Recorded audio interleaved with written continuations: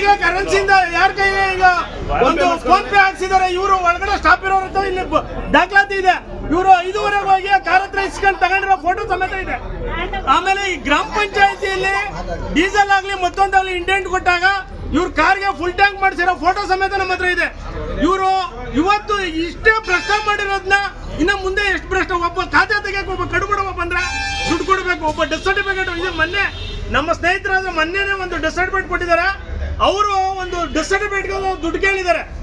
ಇವರು ಸ್ಟಾಫೇ ಕೇಳ್ತಾರೆ, ಮೇಡಮ್ ಕೊಡಬೇಕು. ಮೇಡಮ್ ಕೇಳಿದ್ರೆ ಹೌದ್ರೆ ನಮ್ಮ ಉನ್ನತಾಧಿಕಾರಿಗಳು ಇನ್ನು ಮೇಲ್ಗಡೆ ಕೊಡಬೇಕು. ಇಒ ಸಿಒ ಬರೋತಕ ನಾವು ಈ ಒಂದು ಈಗ ತೆರವುಗೊಳಿಸಲ್ಲ.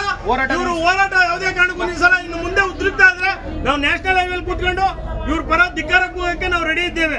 ಇದು ಬಂದು ಅವರು ಸುಸಲಿತವಾಗಿ ಬಂದು ಈ ಕ್ರಮವನ್ನು ಜರುಗಿಸಲೇಬೇಕು. ಇವ್ರು ಸಸ್ಪೆಂಡ್ ಮಾಡಬೇಕು, ಇಲ್ಲ ಬೇರೆ ಕಡೆ ವರ್ಗಾವಣೆ ಮಾಡಿ ಬೇರೆ ಉನ್ನತ ಅಧಿಕಾರಿಗಳನ್ನ ಇಲ್ಲಿ ರಿವೋಕ್ ಮಾಡಬೇಕು. ದಯವಿಟ್ಟು ಒಂದಿನ ಬಂದಿದ್ದೀರಾ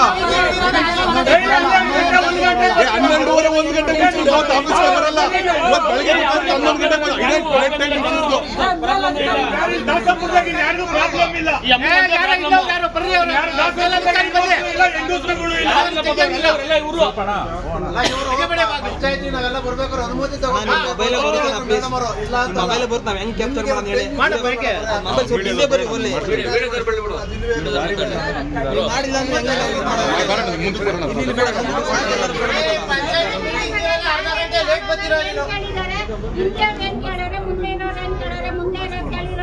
ಮಾಡ್ಕೊಡ್ಬೇಕು. ಆಮೇಲೆ